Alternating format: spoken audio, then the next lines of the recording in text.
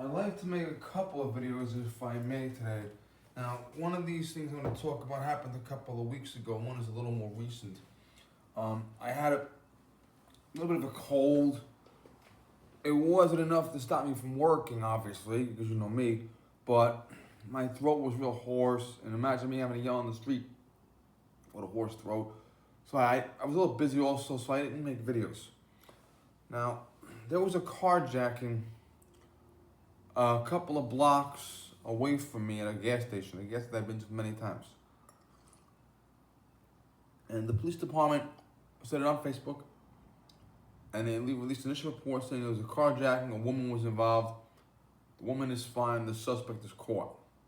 And in the picture of the scene, I saw a state trooper cruiser. Okay, carjacking is now a federal crime. So now, in all seriousness, I can find 500 state troopers before I find one FBI as a U.S. Marshal. So a lot of times the highest ranking people are available, the state police, will do the investigation, and they will simply turn over the evidence to the federal partners. And in theory, any officer can do an investigation for the feds. They just do the investigation and hand the evidence to the feds. Okay, if you have a bank robbery, it's a federal crime, or a post office robbery is a federal crime. Excuse me. Excuse me. Sorry.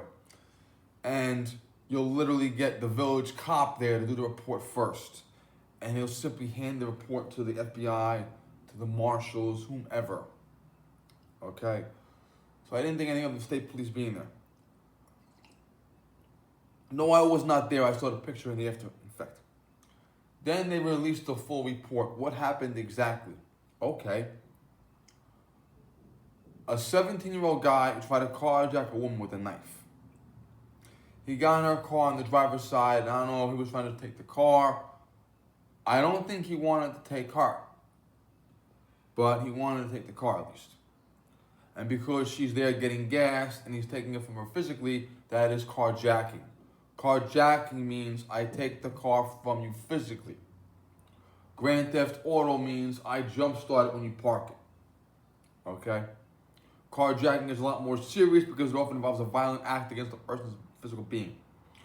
So this guy gets in the car, he's got the knife, 17-year-old punk kid, and she pulls out her gun because she's an off-duty state trooper. And she shoots this motherfucker. And he gets away, but he's later picked up by local patrol. And I'm like, what a stupid, what fucking luck that punk had. He fucking tried to carjack a woman, and she was a trooper. Literally. Now, I took the state police test many years ago, and you take the state police test, if you get a 90 on it, you're number 1,000 on the list. Okay, let's be realistic about that. I took it at one of the high schools where, ironically, my cousin, the state trooper, went to school. We took it in the gym. They have the long tables out. And we have a female trooper who's like 5'10", 5'11". She's walking around, yo, it's in your house, sit up. And when I was coming into the building, we're staying in the hallway, there's a female trooper who, I'm not joking, she's about 4'11". She's bringing test bookers in from outside. And she's yelling at the top of her lungs, make a hole, make a hole, make a hole, make a hole, make a hole. And you see these 6-foot-tall guys just jump out of her fucking way. Okay, I would love to have a female Marine and a female state trooper, okay, just lock them in the cage and see who comes out. Because they're in a world where it's a 99% man's world, real macho, tough guy men. And they have to compete against men in every sense of the word. So you really would be surprised how fucking nasty these girls can be. So I would not want a female state trooper to pull a gun on me and shoot when I'm trying to rob her. That is not what I want to do in life. Now with carjackings, if they're only taking the car, I would suggest you give it up Unless you're a trooper with a gun, you want to shoot them, that's fine.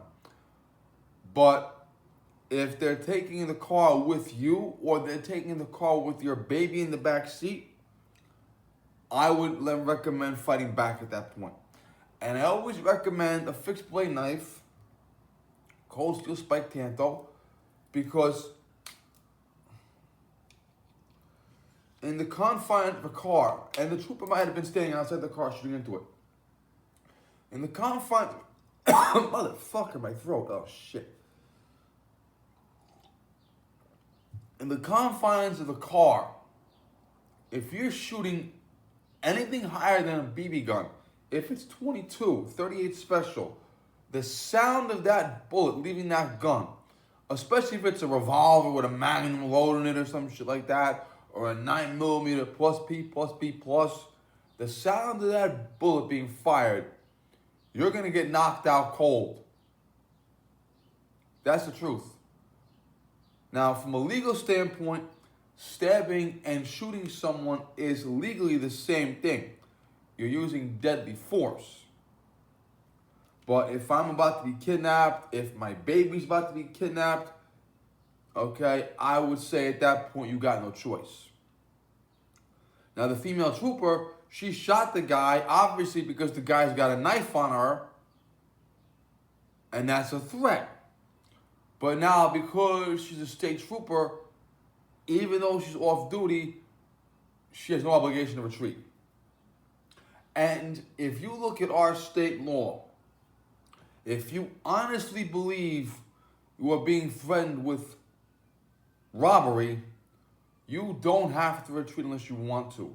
You might want to, but you don't have to. So that's the moral of the story. Carry a fixed blade knife because you don't want to be in the car when the bullet goes off. Now, yeah. And it's a lot easier to just get the knife in than to get the gun in there. It just is sometimes, maybe not this one, but my Bastinelli Ascari by Boone. Maybe that because that's on my waistband most of the time. Yeah. But that's what happens. He fucked around and found out. He got shot and is going to federal prison on top of that. So, oops. Okay, thank you.